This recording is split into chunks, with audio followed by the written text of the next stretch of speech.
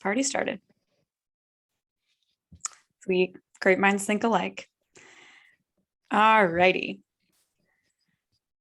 Shall we? I have Swiss in my bones, therefore timeliness is important. All right, let's hit it. We are in week 7 of 8, coming to the finish line. As my mom would say, we're on the home stretch, girls. So that's what we're doing here. We're on the home stretch to grant writing from start to funded, your online grant writing course. And today is the absolute highlight, the pinnacle of it all, getting to have experts, panelists give their perspective. Always learn so much from them when we get to learn directly. So before we get started, let's do a quick grounding moment to depart from whatever we were doing previously, come into our hour together. So what I would like to challenge us to do is let's do a breathing activity. I think I've already done this one before, or I mean a stretching one, but it just feels so good in the morning. So take your right arm and extend it. Hopefully you can see me in this camera. And put your hand up. And when you put your hand up, you should feel a stretch all the way up, kind of your bicep, at least for me, that's where I feel it. Great. And then put your head to the left and just feel into that stretch from your right arm all the way through your neck, out your head. Feels very good. Now you can turn your wrist, give it some movement. Hopefully yours doesn't sound as bad as mine, a little crunchy, but that's the point. Our laptop computer typing life is not very kind to our wrists. All right, we'll switch to the left side and do the same. So bringing that left hand up, creating tightness from your forearm through your bicep into your shoulder and tilting your neck to the right, getting that full stretch. Oh, it feels so good. Okay, and then rolling out your hand. All right, and then bring your neck, your head and your chin down to your chest and roll to the left. And then we'll roll to the right. We'll roll back to the center and then get your 2 fingers and help lift your head up. Do a little check-in on your posture, roll your shoulders back, and then boom, we're ready to rock and roll. All right, let's do this. All right, we're gonna run through some panelist intros and a lightning round of questions for our panelists. We will ask them a series of hot potato panelist questions. We'll do open Q&A. So if I ask something that or missed something that you want to ask, be ready to ask that, and we'll go from there. So I will be, I guess I'm going to actually come back to this one, symbol motivating your work, and do our intros first. All right. Do we have Jenna? Zoom is a little weird because sometimes. Yes, I am here. Well, great. Wave so everyone knows who you are. Sweet Jenna, she has the beautiful floral blue shirt on. Awesome. So Jenna has worked for Lowe's companies the past 11 years. She's working on the community. Oops, might have to mute somebody.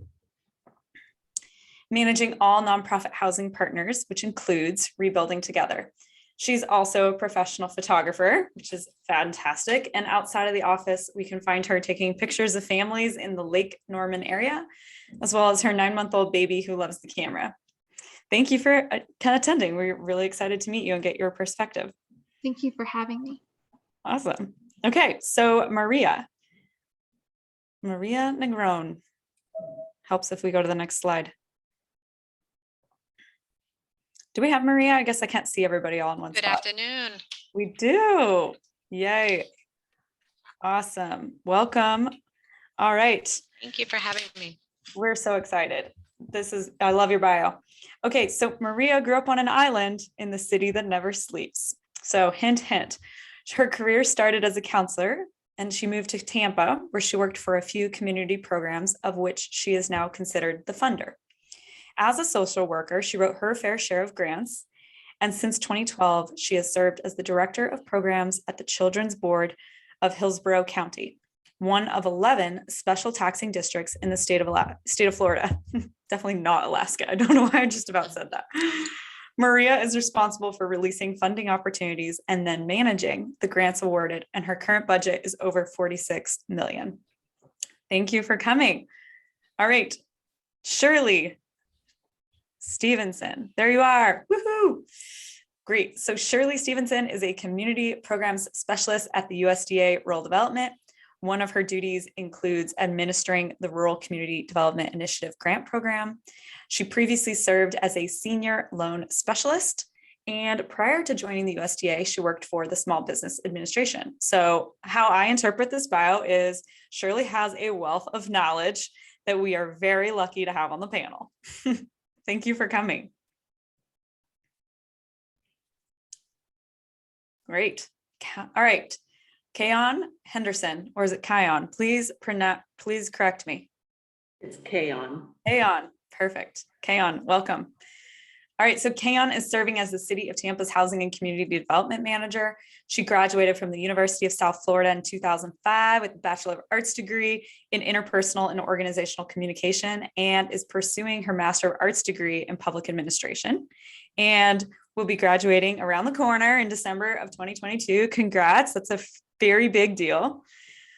And so Kayon began her housing career in 2008 at Boley Centers as a housing specialist overseeing, do you spell it or pronounce it HOPWA or HOPWA? How do people say it? We say it HOPWA, but it stands for Housing Opportunity for Persons with AIDS and HIV. Excellent, thank you. So I will use the acronym and now know. HOPWA, Voucher Program and Housing Choice Vouchers. In 2013, Kayon joined the City of Tampa Housing and Community Development Division. And she's served a multitude of positions leading successful implementation of city grant funds, including ESG, Home, HOPWA, and CDBGs. Kayon is at the forefront of leading many of the Mayor Castor's initiatives towards transforming Tampa's tomorrow and achieving housing affordability. In her past, her future is filled with activities that aid those who are less fortunate, those who need assistance, regardless of financial status, racial background, etc. And she truly feels her calling is to look outside of the box and be a servant, to aid those who are unable to sufficiently help themselves. And I think it's safe to say that that is a value system that this entire group, oh, I should also switch to the next slide. Sorry, I'm ripping you off, everybody. I'm you know what it is? It's this classic lesson on we all can't do two things at once. I can't talk and click slides. Anyway, really appreciate that perspective. And I think it's very much shared by everyone that you're going to be speaking with today. All right, Bobby, we have Bobby Davis in the house. Boom, boom. Maybe muted. Don't think so. Well, bummer because her education is so fascinating. Doctor of Philosophy, Master's in Exercise Science and Health is just such a great combo. All right, if she comes on, we'll be sure to intro her. And then Jody, do we have Jody Jenkins? Ooh, well, that means it's a party for the three of us. Four, I suppose. I'm here. I'm sorry, I was having a little technical difficulties. Hey, it's all Okay. right. I know the vibe. I apologize for not getting my bio to you.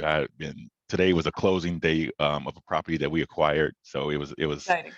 really busy. So a little bit Good. about myself. Graduate Florida State University back in the year 2000. A member of Kappa Alpha Psi fraternity. I moved to Tampa 17 years ago, where I started at a nonprofit, and I did housing counseling and also foreclosure prevention. After being there 7 years, I then made the plunge to become local government. And I've been there since then. I've been here at the Hillsborough County for over 12 years, where I started as a housing counselor, then I transitioned to a contract manager, and now I'm a community liaison / steel contract construction manager. Amazing. Thank you for that bio. It's incredible. The knowledge you have. We are lucky to have you here. Thank you. All right, we're backing up a little bit now that we know our names. I would like to ask, we're going to go round robin in the order that we introduced you. Did you bring a symbol that motivates your work? We'd like to know what object did you choose and how does it inspire the work that you do as a funder? So Jenna, would you be willing to get us started with what object you brought? Sure. It's not super exciting, but I brought my planner because I feel like I am a planner and I put a lot of thought and time into all my partnerships and the people I work with. And then it's brightly colored because I like to have fun. And in the sense, the work that I do is fun because we're helping the community. Love that. I'm awesome. Thank you. All right. Maria, what did you bring? Sure. I keep up, I'm actually using it right now. I keep a piece of selenite on my desk. Yes. And so it's a crystal that promotes peace and calm and mental clarity. So I kind of use it when I'm having team meetings or meetings with the provider community or presentations, so I don't get nervous, and just kind of gives me a little sense of inner peace and control. Love it. That's And beautiful. it's pretty. It's so gorgeous. What was the crystal exactly again? What was it? Selenite. Wonderful. Selenite. Selenite. SELE. Cool. Love it. I usually have aventurine by my desk. Cool. Shirley, what did you bring? Well, you know what I brought something that represents what I do. And believe it or not, is a brick. Okay, I love that. Not because I want to hit someone with it. Most days. It's mainly representing what we do. I work for USDA, but I work for rural development. And what we mainly do is we build rural communities, and we provide grants and direct loans and guarantees to the rural communities. And what we do is we try to build the communities from the ground up, thus the brick. But the main program that I'm talking about today, that I'm representing today, is our Rural Community Development Initiative. And what that mainly does is a grant program that builds the capacity of organizations that's in rural communities. So the reason why I have the brick, because everything I'm talking about, what we do is about building. So that's why I bought the brick, and that's what represent what I do. That's the perfect analogy. Love it. Absolutely love it. Doubling as a door holder. That's great. All right, Kayon. I brought with me my iPad just because if I don't write it down, I don't want to remember everything. That's the first part. But the other part is I like to keep my notes in there. It helps me when I see that we've started to like check things off. So like that inspires me to continue doing kind of exactly what we are doing, because sometimes it can be a bit daunting. So just being able to track what I do like every day as I go to different meetings is helpful for me. We might be throwing you a project management question later, because I'd love to know how you manage your systems and all of your moving parts. And I bet everyone here would too. Okay. Oh, that's awesome. Fantastic. Okay. And Jody, what did you bring?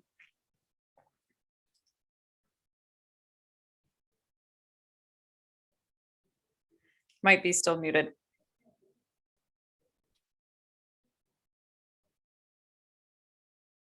Hey, Jody. Well, okay. Yeah, Okay, it's all there good. we Just go. making sure you're there. I brought this Mm, because I'm a military veteran Marine. So when I look at this, I just know that all my soldiers that, we never give up in what we're doing. So just when things get tough, things get, real rugged, we still keep pushing and keep the things going. So when I get that client or, that agency that's making me want to pull my hair and you just want to just give up, I look back at my this here and say, hey, Marines, we're like diamonds, we form under pressure, so we can't give up. love that. The tenacity, the resilience, it comes right through. Well, since we already have you unmuted, shall we start with you with our lightning round? All you have to do is knee-jerk, quick response as I run through these. Ready? Dawn or dusk? Dawn. Coffee or tea? Coffee. Coffee. Nickname as a child? Jody. Favorite winter hobby? Snowman. Book you read recently? Black Cubans in Tampa. Something you could eat for a week straight? Fish. Love it. Okay, right on. All right, backing it up. Kayon. Dawn or dusk? Dusk. Coffee or tea? Coffee. Nickname as a child, Kayon. Okay. Favorite winter hobby? I'm not sure I have a favorite winter hobby. I guess you don't really have those down there. I was born in Jamaica and then I came to Florida, so none. Book I recently read, I'm in school, so probably a little bit of everything. The last one I finished was Emergency Management. Something I could eat for a week straight. I'll go with Jody and say fish also. Okay, nice. I love the region, what's so regionally different about depending on where we are. That's cool. Shirley. Dawn or dusk? Dawn. Coffee or tea? Tea. Cool. And what kind of tea? Green tea. Yeah, that's how I roll too. Nickname as a child. Jackie, don't ask. Okay. Favorite winter. Watching Hallmark movies. Ooh, that's a good one. Watch the snow. Don't be in the snow. Got it. Yeah, just watch Hallmark movie all day long, the one in winter times. That's a good one. All right, a book you read recently. You know what? I don't know when the last time, and the book that I read is not something I think I want to announce. That's all right. I know what that feeling is like. I go through some weird books too. Oh, this is crazy. Yep. So something you would eat for a week straight. Seafood.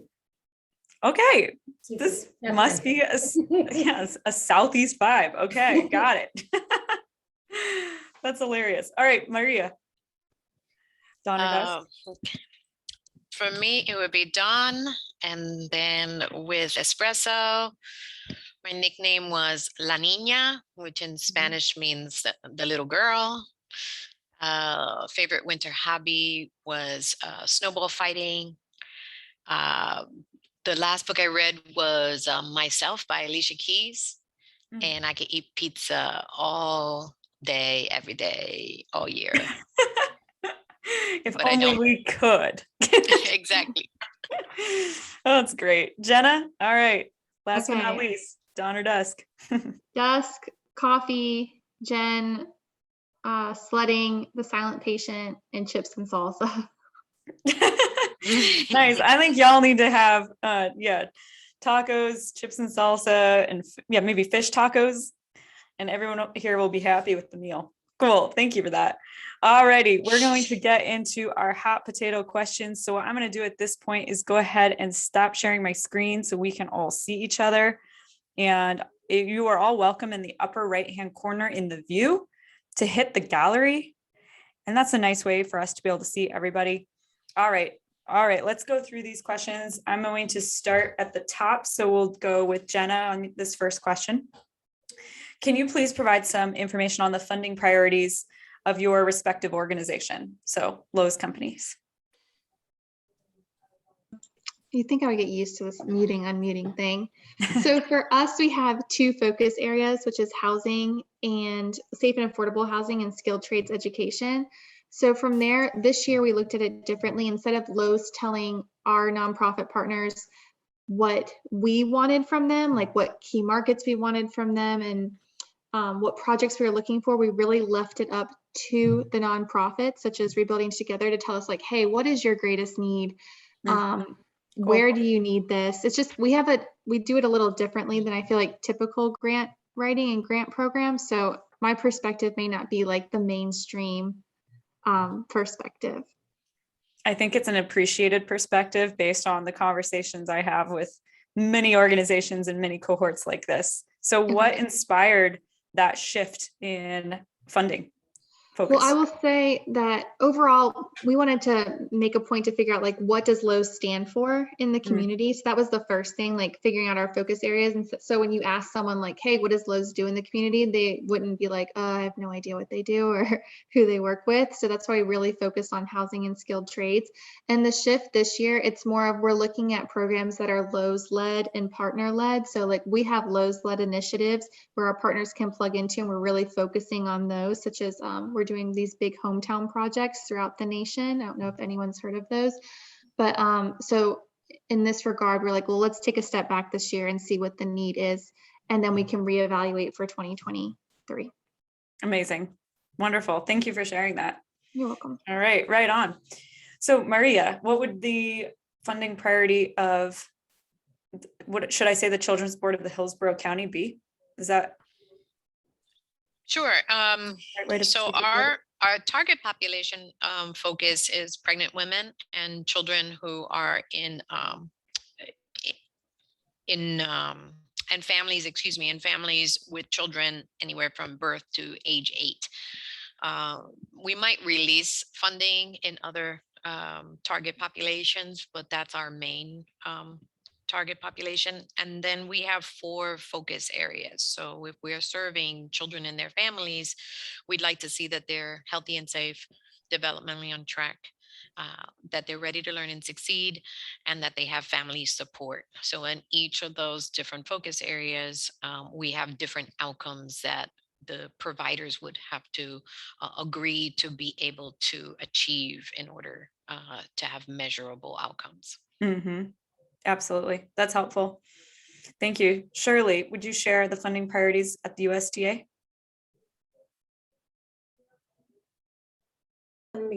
Okay, there I am.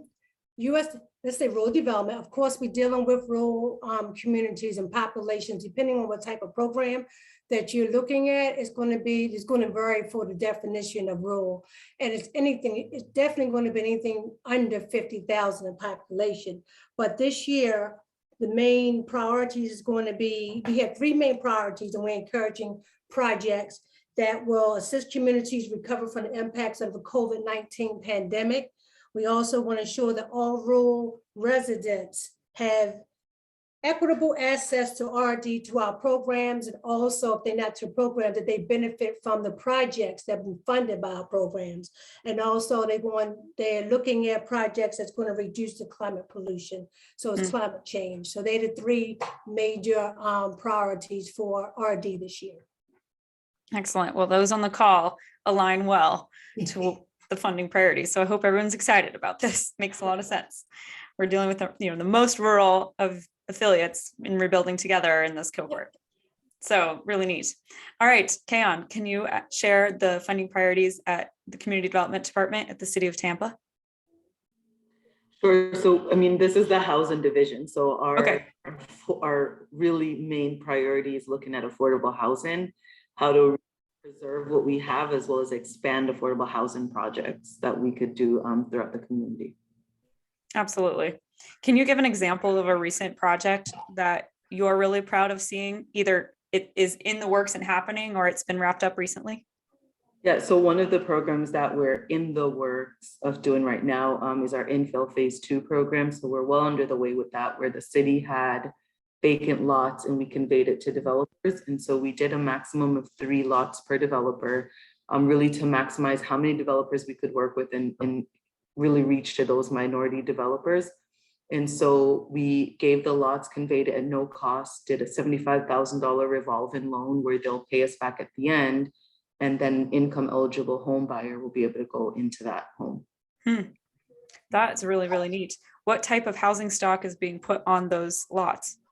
Single family, all single family detached. Wow, yep. Cool. I live in the city of Valdez, Alaska. Many of you might have remembered the name Valdez from, unfortunately, the Valdez Exxon spill. So that's that, maybe you know the community for that reason, or the fact that we get 25 feet of snow. But this has been a big thing. That's actually loosens up an idea for us because the city owns a lot of land. There's a housing shortage. So just to hear about that is super inspiring to be able to bring it back to the city and see if it would be useful for them. Very cool. Sweet. Okay. And then Jody, can you share the funding priorities at Hillsborough County? Well, somewhat just like Kayon, we're affordable housing services. Except in my office, we also do public facility improvements. What that means is that, say, if it were, say, a community center, we would go in there, like we just did recently, like I think $3 or $4 million to a community center, and we made it basically hurricane ready in the event that we would get, certain class winds of hurricane. The community will be able to shelter there in that, event. Then on the flip side too, we do multifamily developments. And right now we have probably, I would say about 3 or 4 projects of multifamily development of affordable housing, where, like Kayon said, we give money to developers to give us back affordable housing units. So say for example, if we build, 110 units, we may ask for 25 or 30 units of affordability, of those units. And that's typically for about 30 years. Can you expand on that a little bit? So is that like an upfront offset subsidy, or is it, well, just expand on how you, the specifics of that?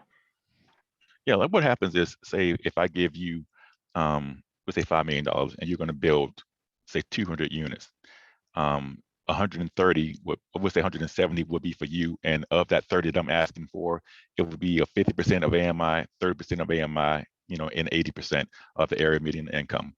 Say typically for one person, 80% is 41,350. So that's broke down to maybe $12 to $13 an hour for that person to actually be able to have an affordable apartment. And being that the way that rents are going right now, especially in Tampa, it's like public enemy number one, where an average one bedroom is going for about $1,600. Oof. So when you take a person who's making, we'll say $1,200 a month. I mean, we'll say $1,200, $2,400 a month. Take 30% of their income, that would go towards the actual rent for them to sustain and live in that apartment. Yeah. Yeah. This is a really big deal. Thank you for explaining that a little bit more. Your work couldn't be more important than it is now. So really busy. Yeah. Yep. I completely believe it. Well, you did just provide an example of a particularly successful project. So I think Kayon did as well. So I'm going to skip back to Shirley, if you can answer that question. Can you give an example of a particularly successful project you funded in the past that fired you up, you were really proud of? Oh, wow. See, the program that I'm really dealing with right now is a trainer type concept where we provide the funds to the intermediary organization. They take and they train the recipient organization, provide them with technical assistance, and they take what they learn to their communities. And examples I always use for that is that home ownership programs. You as the intermediary can provide training to the organizations on how to conduct home ownership programs. And they take what they learn to their communities and they go ahead and there be able to conduct these workshops in the future. So I don't have a particular one, but examples, like I said, we use that as a trainer concept, and that's usually what we have. For instance, Rebuilding Together, like now, this project that they have now, they were awarded an RCDI project. And what they do was now they're helping build the capacity of their recipient organization on housing projects. And they take that to their community. So that's an example on how the program that I had, that's how that works. So that's the one example I have at the moment. That's a wonderful example. I love capacity building. I mean, it just seeing the brick right now. That's the purpose. There's no better analogy. Keep building. Oh, it's so great. All right, Maria, can you provide an example that you're fired up about? You might be muted, my friend. Don't worry, I am the pro at that. I prefer to leave it unmuted, but anyway, we fund so many projects. We probably fund about 100 projects a year.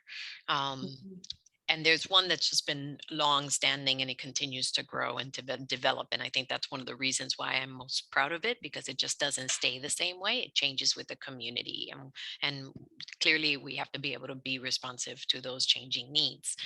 So it's actually the Children's Board Family Resource Center, which was an idea that we obtained from back in the day from Pittsburgh, who was doing it. And then we got connected to a national network of resource centers. And we've been able to grow in terms of our best practices and the type of model that gets implemented. And one of the most recent adaptations was that these resource centers are in various communities throughout the county. Our county is very large. And this might be the very first place that you come to, and you don't necessarily have a specific need. You might just be looking for informal support services or a fun activity, something, a place to get out with your family that's safe, that's educational. And what we started realizing was that as a place where families come to because they feel safe, they felt like they could share more about their stories and their circumstances. And so we were able to intervene earlier with families before things got much more worse with their circumstances.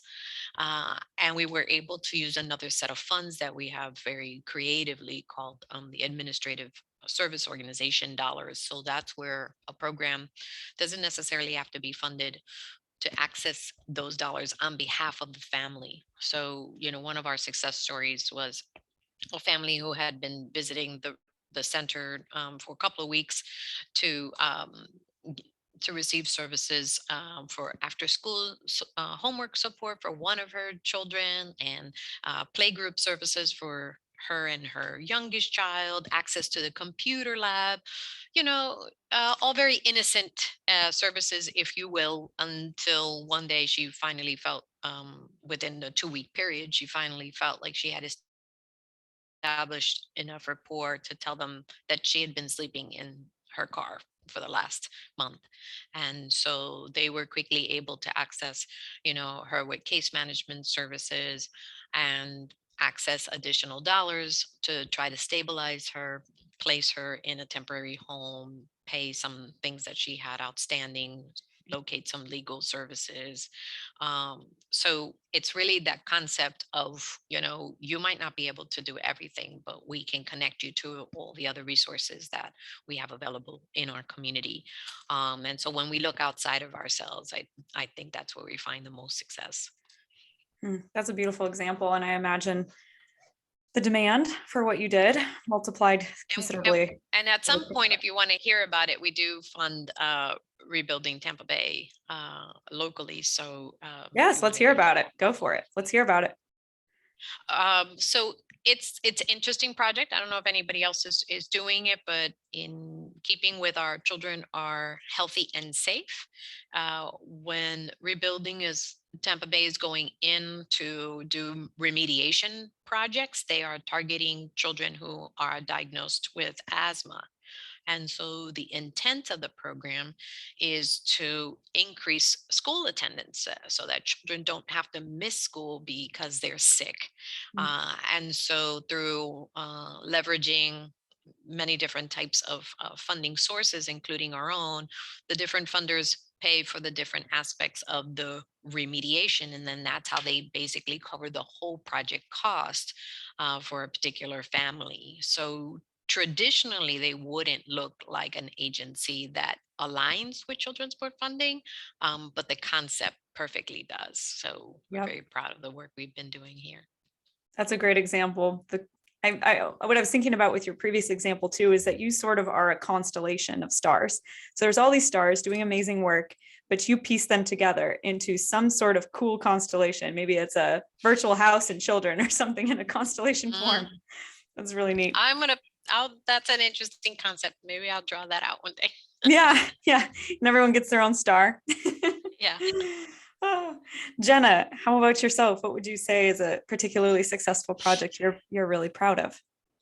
I would say it was my most recent one with Rebuilding Together, the Kickoff to Rebuild in LA, where we did some critical home repairs. And we had the local Lowe's district manager out there representing. We had over 50 Lowe's volunteers that day. And it was just overall, from all my follow-ups and debriefs, everyone thought it was super successful and they were really pleased with how the day went and the impact that they made. Yeah, that's a lot of horsepower. Horsepower and great minds. All right, so let's start with you, Jody. We'll go back down the line. What would be your biggest pet peeve when you receive grant applications or red flags?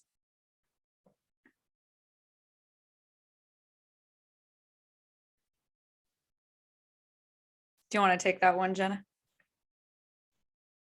You said Jody. I was like sitting here. Like, I was like trying to, I have fat thumb, so I'm sorry. I was trying to That's press fine. Either or, coin toss. Yeah, I'll go. I'll knock it out. Okay, go ahead, Jenna.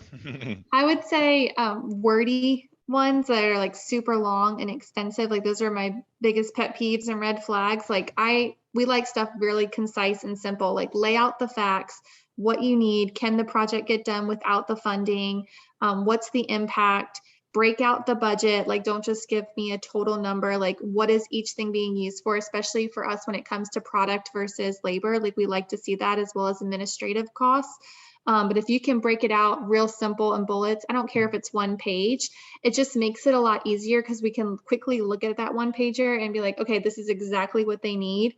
Can we help them? Do we want to help them? Or do we need to move on to another organization? So that's what I would say for Lowe's, because we just are such a large company that we don't have time to get into the nitty gritty of everything. So like, give me just the facts. And then if we need more information or we're interested, we would reach back out. Right. Yeah, that's a great tip. I think it's easy to get carried away in their writing because this group likes to write. Jody, what would you say? Big pet peeve or red flags? I'm ready now. Ready. My thumb's out the way. Um, I think when we see that it's evident, it's a cut and paste from a previous submittal. Yeah. The only change around is just the name of the organization. That to us is like you're being lazy. You're not really doing the homework. It's kind of like that student who turns in his homework the day of the actual assignment. That definitely is a red flag for us. And also admitting information. If we ask you for the financials and you give us old financials, that is a red flag that you're trying to hide something as far as, you're not really financially sound as you say that you are. Those are really good ones. Thank you for that. Maria, what would you add? Well, I would definitely agree with everything that's been said. And I would add the use of acronyms without properly writing them out, not following instructions. So it's like, and I'm literally mean, please attach this budget. And then we'll get a question saying, do we have to attach a budget? Or getting an application without a budget.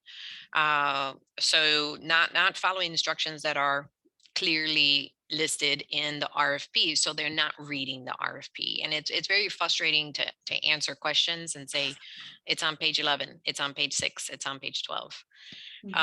And then to go along with the budget is not showing the calculations. So you know what, we released $100,000 and guess how much they need?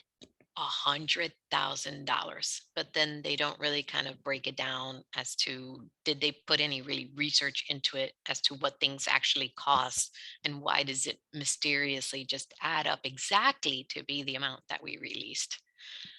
Yep, those are great tidbits. Those are things that we talk about in the course, so no one here would do that, guarantee. Good deal. All right, Shirley, add on top, red flags, pet peeves.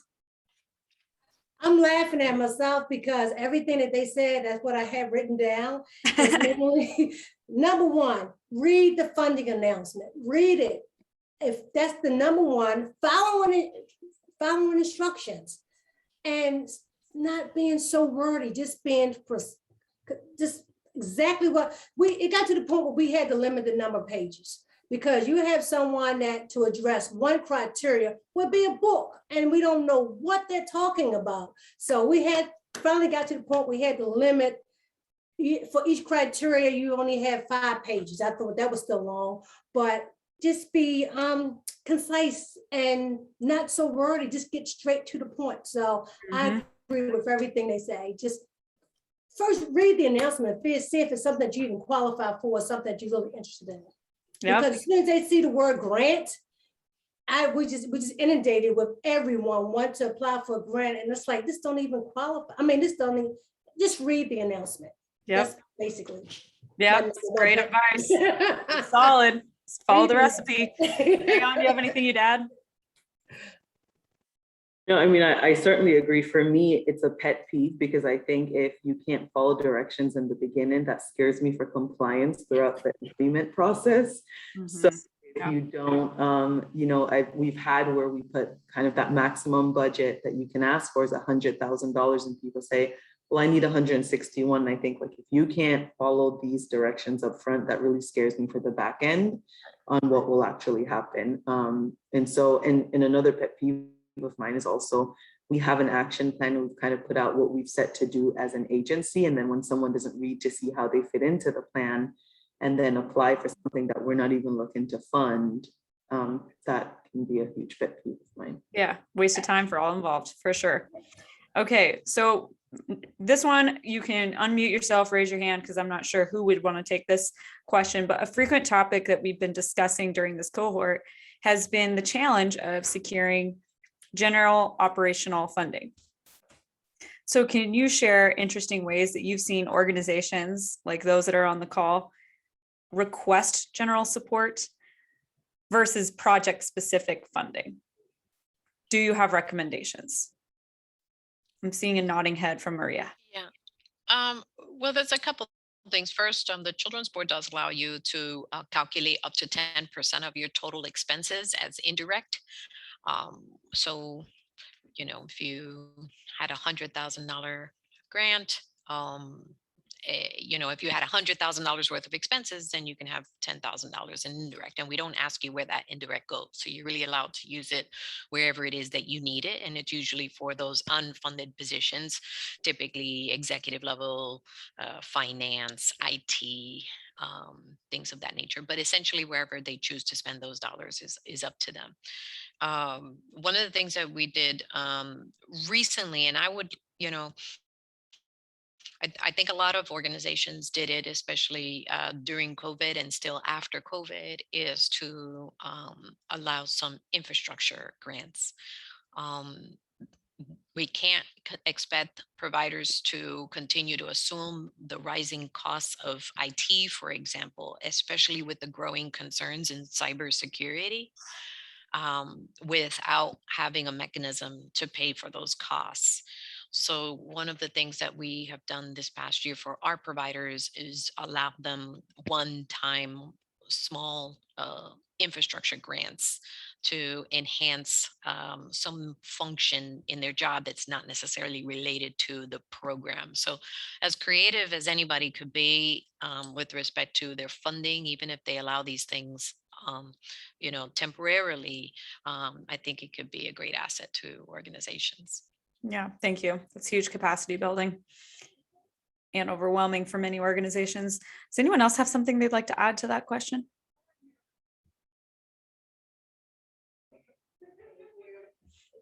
All right, then I'm moving right on to this one. If there's one thing you wanted applicants to know, what would it be? Let's start with Jenna. I would say just keep it simple and straightforward. That would be the one thing, as well as that I want a detailed budget breakdown. Yes, love it. You'll get that from this group. Okay, wonderful. Maria? I would say to be transparent and to show us in the application how you're different. If you're just, if you know, we got 10 applications and they all answer with generic responses, nobody is standing out. Do you have an example of ways that an organization stands out? How they communicate that? Yeah, sometimes it's in the detail of their actual practice. So it's always much stronger if you give us an example in your answer. So for example, we ask providers to tell us how they are going to sustain linguistic or culturally competent work. And we'll get a provider that says, it is our mission and our desire to always provide services that are linguistically and culturally competent. And that's a lovely way that they redirected our question, but they didn't answer it. So an example of that answer would be, we look to hire within the communities that we serve. We make sure that staff receive this type of training at their onboarding. We do surveys and we translate those surveys when we're seeking feedback from our consumers. Those are 3 solid examples of practices, not an answer that was rephrased from our question. Yep, right. That's a great example. Thank you. Not generic, but specific and tangible. Shirley, what would you add as a thing you would want applicants to know when approaching and applying for USDA funding? Let them know that it's a competitive process. I mean, because we're the federal government doesn't mean that you automatically are privileged to get a grant. It is competitive, so you have to compete nationwide on the programs. Specific, like I said, read the announcements to make sure there's something that you qualify for, that you're really interested in. And since it's competitive, give it your best shot, but not too wordy. Don't be too wordy. It's a dance. Exactly. That's the power of editing. Yeah, definitely. All right, Kayon, and then we'll go on to Jody. So I think one of the things I would definitely say is to proofread your application. I think we had an application submitted just last year where they had the board makeup, and it probably goes back to what Jody was saying, and the person on the board had passed away the year before, but it was the application. So proofreading would be nice. Just one of the things I always encourage people to do also is that when we go through the reviewer meet-in process and we have the review panel, it is a public meet-in. And so if you're not funded, I think that's a really good time to come and hear how you can strengthen your application. Maybe hear, you know, sometimes you write these applications and different people write the applications. And so everybody knows what they do. And I always say, write an application as though nobody knows what you do. You don't know who the reviewer is, but just maybe sometimes showing up to those meetings, if you don't get funded, like Shirley said, really knowing how to then strengthen your application for the upcoming application process. That definitely loosens up another question I'm going to have for everyone. So Jody, what can you add to one thing you want applicants to know? Well, you know, like I think Jada said it's that show that you are competent enough to do what you're asking. Like, you know, we're affordable housing, so we do a lot of building. So we've had submittals where they show where they had built affordable housing units before in the past. So seeing that they have the capacity, and that's the big thing with us, is that having the capacity to do it, because anyone can do it, but do you have the capacity to keep it going? Being that money is tight, you know, supplies are really expensive right now. Do you have the capacity to keep it going? Are you able to get bonded? That right now is like, it probably Keon would shake her head as well. Getting bonded is the number one thing that we do require, because in the event something does happen, you have the bond that will basically pick up where you left off. Mm-hmm. Yeah, that's really tangible advice. Thank you for that. That's All right. actually a really excellent point, Jody. Do you have anything you want to add to that? Go right ahead. No, I just, you know, just following up to what Jody said is if they don't have the capacity, we can then set aside funds. And I think Jody probably will feel the same. We can set aside funds for a project and it not come to fruition. So if you don't have the ability to move forward and not just asking for it, let's say $1 million from the city or the county, and then as soon as you're awarded, say, oh, something fell through or my performance no longer works, so I need 4 million. Just transparency is key. Yep, absolutely. Less is And, more. you know, just to kind of echo on that is that many times, you know, we ask them, you know, will this be $1 million to do it? Oh, for sure, for sure. Only to just be like Keon said, they lowball it, you know, and they say, well, I don't need $1 million, I really need 2 million, you know, and we as a county in the city, we basically earmark those monies, you know, appropriately seeing. If you said $1 million, we're going to set aside for you. So now it kind of puts us in a position like, okay, how are we going to make this happen? You know, we've already gave the award, but you're coming to me now saying that you need another $1 million. So it's kind of like a, you know, we end up trying to phase the project in hopes that the next funding cycle you'll get it done. It's just so complicated. Right. And you're busy, so darn everybody keep things simple for Jody. And everybody, it's true. I mean, it's do what you say you're going to do, right? Some basic principles that we all should live by. All right, so I'm going to do a quick logistics shout out to the group, and then we'll ask our last question. So for everyone that is in grant writing from start to funded, you are wrapping up module 3 in the course. You're welcome to check out the bonus trainings, but they're not essential. You can skip module 4. All you need to do is button up the grant writing module 3. And then we'll see you next week, Tuesday, I'm pretty sure, right? Maybe it's Wednesday. Now I'm forgetting. Our final coaching call and graduation celebration. So if there's any questions, throw those in the chat box and Alexis and I'll get to them. Okay, so here's my last question, and I'm actually pivoting this one based on something that Keon said. How do you want organizations to get feedback from you, whether the grant was successful or not? I'll go. I mean, I'm always open to give that feedback after, but like I said, I always encourage people to show up because then you hear the comments that the reviewers are making. And so sometimes that's really valuable information to hear how someone really read your application, because how you thought you wrote it and how someone interpreted can be completely different.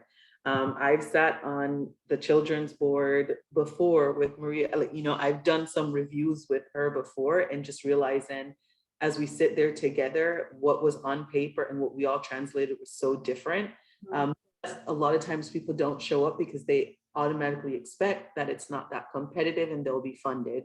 And sometimes as grantees, we have to make that decision that sometimes we can't fund it because it just wasn't a good application. We have to put that application process out and start all over again. It is daunting, but we'd rather have really good application to go with. I just can't encourage people enough to come to the reviewer meetings. They're public for us. And so if you come, you really get a lot of feedback and get to sometimes even ask the reviewer what they saw that you didn't really catch. Yeah, it's free consulting. Yeah, Free advice. Yeah, go ahead, Maria. Kayan, well, first of all, we haven't called you to come back and serve again. Let me know, because we need I'm to about make to sure call we get you you. back on a team. So, and I completely agree with what Kayan said, and there is a little bit of an opposite side to it. Sometimes they come to the meetings and they're not really ready to hear it. And they call me afterwards upset because they're like, the reviewers didn't understand. And I was like, well, was it about the reviewers not understanding, or you not being clear? So you know, you really, because it is competitive, I agree with what so many people are saying, you have to be very decisive about what it is that you're writing. And a lot of times, we always offer, whether you're funded or not, to come and talk to us about your application, because yes, we do read the entire application and we get the notes from the community review team. So I'm happy to share anything that would help them write an application, whether it's for us or for somebody else. And one of my I think my best advice to some people have been, what I hear you say is not what you wrote. And so the next time you write an application, you should be interviewed. So have them interview you and somebody take notes. And then you know that what you are saying is being captured. I think they tried to write something different, and it doesn't show their passion. It doesn't show how they're unique. And I think that's, you know, where they lose a lot of the interest and the focus. Yeah, it was a great bit of advice. The other tip I recommend is often just recording yourself, saying it out loud, transcribe it cheaply online, and then bam, you Sure. already have a first draft. That's wonderful. Okay, Shirley, what might you add in terms of getting feedback from an application from the USDA? We do the same thing, especially for the program that I do head, as once the funding is, once it's been announced who's been funded and so forth, you always have an opportunity to contact your state, because the state had the copy of the score sheet. And in the score sheet, it lets you know the strengths and weaknesses for each criteria, evaluation criteria that you address. And that way, if you get feedback from them, that can at least help you to strengthen the application next year. Because we're funded every year, we have been. So if you don't do well this time, and it was a good application, let's say a good project or something you want to do again, it helps for next year. And we have noticed that that had helped many of applicants in the past, that they were able to, because of the feedback they received, help them. And of course, we open to constructive criticism about how we do things with our program. But basically, that's what we try to do, is try to give them pointers on how to strengthen their applications for next year. Yeah, thank you for that. That's why federal grants are my favorite. I love those feedback forms. You can count on them. Jenna, is there anything else you'd add? I would say this doesn't really apply to us, because when we're missing information or we give feedback, we're talking constantly with who's applying for our programs. So it's a little different. So I don't think this is applicable. That's all right. So instead, is there a final nugget of advice you'd like this group to have from you? Even just a mantra? I feel like I've said everything about it. I would, again, just keep it simple. If you have questions, ask the questions, but make sure, like everyone said, you read through everything, you check for spelling, you make sure that, the answers may already be there. So just double check that. But overall, I think that would be it. Yeah, wonderful. Thank you. All right, team Rebuilding Together. Does anyone have a question that I did not get to? They had submitted many of these. That's where they came from. Does anyone have a question that you wanted to ask that we did not cover? Meredith, I have something to say to Meredith. Yes. One thing that I would say is that partnership is that say if you haven't submitted an application and it's your first time, sometimes we do look at seasoned submittals as being more favorable, as opposed to John Doe is a new organization. So sometimes you have to do partnership with that organization, and then when you go out on your own, so hey, I remember I remember Meredith, she was with RTTB, so she's doing it on her own now. Oh, okay. So sometimes just creating a partnership first, that kind of helps sometimes too. That's brilliant advice. I'm so glad you offered that up. Thank you. Fantastic. Well, that wraps it up. We're on the top of the hour, 3 minutes to spare. Go us. That was a vibrant conversation. Thank you for dropping so many value bombs, lots of nuggets of advice here. We really appreciate your time. This will get shared with those that couldn't attend today. So guarantee that your advice lives on. We really appreciate your participation in this panel. Thank you. Lots of love for you in the chat box. Celine, Rose, everyone saying thank you for the panel. Wonderful. Get your And Tracy. submissions in on time. Yes, early. Wonderful, great advice, blowing up the chat box. Thank you. And research the grantees' operations and understand how decisions are made. Kaon, final words of wisdom. Thank you. Wonderful. Wonderful. Thank you, Deb. Thank you, Sarah. Thank you, Dick. And Frank. Wonderful. Take care, everybody. Bye. Bye.